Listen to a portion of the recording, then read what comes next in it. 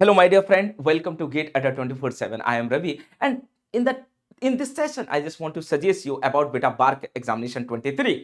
Okay, definitely you must know the definition of exam. Sir, अगर examination की definition देखें तो we can define in many ways. लेकिन अगर मैं बहुत मोटा मोटी तरीके से समझूं तो सर एक एग्जाम देने के लिए अपना सिलेबस कंप्लीट होना चाहिए. ओके, एक सफिशिएंट नंबर ऑफ प्रैक्टिस हमने प्रॉब्लम्स की हो, then only we can say कि हाँ सर एक हाई पॉसिबिलिटी है टू क्रैक द एग्जाम. देखिए, सिर्फ सिलेबस का कंप्लीट कर लेना इस बात की कोई गारंटी नहीं है कि एग्जाम निकलेगा, लेकिन सिलेबस के साथ अच्छी अच्छी प्रॉब्लम की प्रैक्टिस कर लेना डेफिनेटली आपको कहीं ना कहीं किसी हद तक श्योरिटी दिलाती है कि शायद एग्जाम निकल जाए.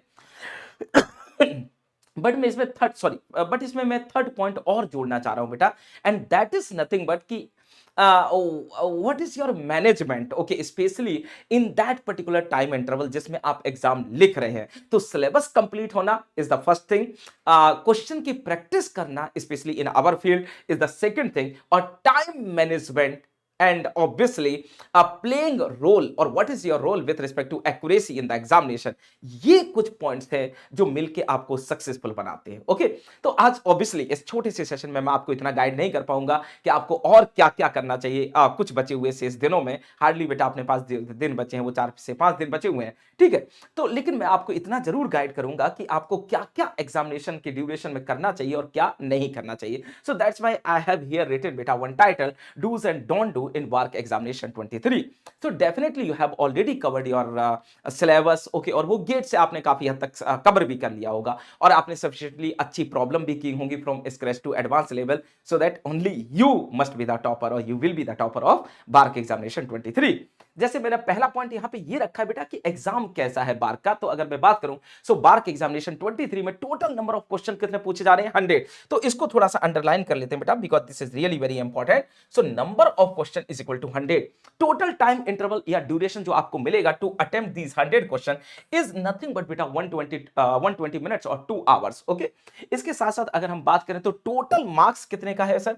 300 का है, यानी कि हर एक करेक्ट आंसर आपको 3 मार्क्स देगा. ओके, अगले बात पे आते हैं जिसको मैंने बड़ा हाईलाइट करके लिख रखा है बेटा, mark -1 for every wrong answer. तो अगर आप कोई भी क्वेश्चन रॉन्ग वे से अटेम्प्ट करते हो तो definitely you will lose your marks. Okay, तो कोशिश क्या करनी है ये आपको यहां पे समझना है. ओके, एक करेक्ट आंसर आपको 3 नंबर देगा और एक इनकरेक्ट आंसर आपको -1 मार्क्स के ले जाएगा. यानी कि डेफिनेटली अगर आप एक सही और एक गलत करते हैं तो आपको सिर्फ 2 नंबर मिलेंगे और आप 1 नंबर से किसी स्टूडेंट से पीछे हो सकते हैं. तो कोशिश करना कि हमें वो क्वेश्चन अटेम्प्ट नहीं करने हैं जिनके साथ हम फेमिलियर नहीं है. इसी पॉइंट को मैं आगे चल के आपको बताता हूं, बट उससे पहले एक बार मैं एक टेंटेटिव आपको, trust me this is just tentative. Okay, on the basis of previous year. और देखो, प्रेजेंट में और प्रीवियस में थोड़ा फर्क पड़ जाता है क्योंकि डे बाय डे आपके मित्र बहुत मेहनत कर रहे हैं और मेहनत कर रहे हैं तो डेफिनेटली कट ऑफ कुछ भी हो सकता है. अब अगर 120 मिनट्स में 300 क्वेश्चन है तो भी कोई भी क्वेश्चन इन जनरल वे से, अगर मैं रेयरेस्ट टू रेयर एग्जांपल्स की बात छोड़ दूं तो कैलकुलेशन वाइज लेंदी नहीं होगा. ओके, या डेफिनेशन वाइज बहुत लेंदी नहीं होगा, बहुत ही इजी क्वेश्चन आने वाले हैं. ओके, जिनका आप ऐसे समझ लीजिए जो लेवल होना चाहिए वो ईएससी ऑब्जेक्टिव के लेवल के लमसम होना चाहिए. ओके, जब ऐसे क्वेश्चन आते हैं तो हो सकता है कि आपके मित्र अब अच्छा अवेयर हो गए होंगे. जैसे अगर मैं प्रीवियस ईयर की कट ऑफ देखूं तो कभी 170, कभी 190, कभी 180, कभी 150 भी है. Okay, it depends obviously upon the paper.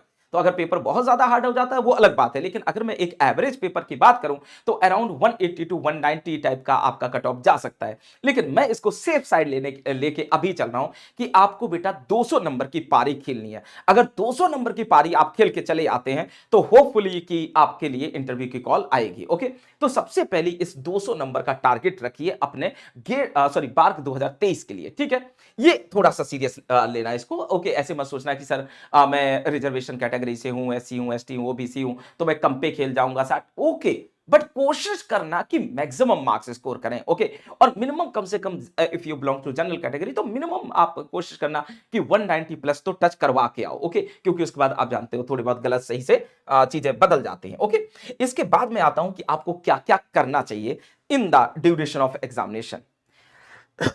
In the duration of examination, तो जैसे पहले मैं रख रहा हूं बेटा 120 मिनट का एग्जाम है और एवरी सेकंड इज प्राइसलेस. आप समझ रहे हैं ना, हर सेकंड आपका कीमती है, तो टाइम को बहुत महत्व देना है. लेकिन उससे पहले बेटा रीड एवरी क्वेश्चन केयरफुली. हर क्वेश्चन को बहुत अच्छे से पढ़ना है ताकि दोबारा पढ़ने की नीड ना हो और फर्स्ट अटेम्प्ट में ही पढ़ना है। यानी कि you have to learn the art okay to read the question. उसका सारांश समझो कि सारांश क्या है। ठीक है, अगले पॉइंट पे आए, clearly note down the provided numerical data. जो भी न्यूमेरिकल डेटा दिया है उसको बहुत प्यार से हैंडल करने की कोशिश करो, उसको सही से समझो। ओके, इसके बाद if the probability of you solving the question is 50% और above only then spend time on it else move a है। यानी कि किसी भी क्वेश्चन को करने की अगर आपकी प्रोबेबिलिटी मोर देन 50% है और आप लगभग लगभग श्योर हैं कि सर ये क्वेश्चन डील कर ले जाएंगे, तो ही उस क्वेश्चन को कैच करिए, अदरवाइज छोड़ दीजिए। मान लीजिए आपने कोई एक्स टॉपिक बिल्कुल नहीं पढ़ा है और उससे रिलेटेड क्वेश्चन आया है, लेकिन आपने कहीं हल्का सा आइडिया है कि शायद ऐसा कुछ है, तो अलग बात है। लेकिन अगर बिल्कुल नहीं पढ़ा है तो no need to waste time. Okay, तो उस टाइप के क्वेश्चन को छोड़ दीजिए, क्योंकि सबसे बड़ी बात, एक तो टाइम जा रहा है प्लस गलत होने के चांसेस हाई हैं, तो -1 मार्क्स भी जा रहे हैं। ओके, तो इसलिए ध्यान रखना है। ओके, इसके बाद अगर मैं बात करूं, practice some mock test series to familiar yourself with the exam pattern. यानी कि ऐसा नहीं कि आप जाके कोई टेस्ट सीरीज परचेज कर लो, हार्डली 1-2 पेपर कर लो। जैसे अगर मैं बात करूं तो कल से हम लोग अपना जो बार के क्वेश्चन लेके आ रहे हैं, तो उनको आप फॉलो करिए, उन सीरीज को फॉलो करिए। ओके, जैसे अभी लॉरेंस सर आपको नेटवर्क लेके आ रहे हैं, अनंत सर ईएमटी कम्युनिकेशन में, ऐसे सभी लोग लेके आ रहे हैं अपना अपना सिविल मैकेनिकल में, तो सबको फॉलो करिए। ओके, और देखिए कि किस लेवल का डिस्कशन हो रहा है और वहां पे क्वेश्चन हैंडल करने की कोशिश करिए। इसके बाद में अगर बात करूं बेटा, attempt only those question that you are sure of. यानी कि पहली बार में तो आप उन क्वेश्चन को सबसे पहले सॉल्व करने की कोशिश करना जिनके रिस्पेक्ट में आप 100% श्योर है। ओके, तो अगर ये आप तिकड़म जाते हैं तो डेफिनेटली ये कह सकते हैं कि अगर आपकी तैयारी अच्छी है अभी तक की, तो you definitely you will select. Okay, इसके साथ साथ अगर मैं बात करूं बेटा एट द एंड कि आपको क्या नहीं करना है in the duration of examination, सबको पता है यार क्या नहीं करना है। Don't waste your like precious time on single question. अगर कोई क्वेश्चन आपका टाइम बहुत ज्यादा ले रहा है तो फिर उसको आप स्किप कर दीजिए। उसके इसके साथ साथ बेटा, don't feel pressurised in the examination atmosphere. अगर प्रेशराइज्ड हो गए तो मामला आप जानते हो फिर खराब हो जाएगा।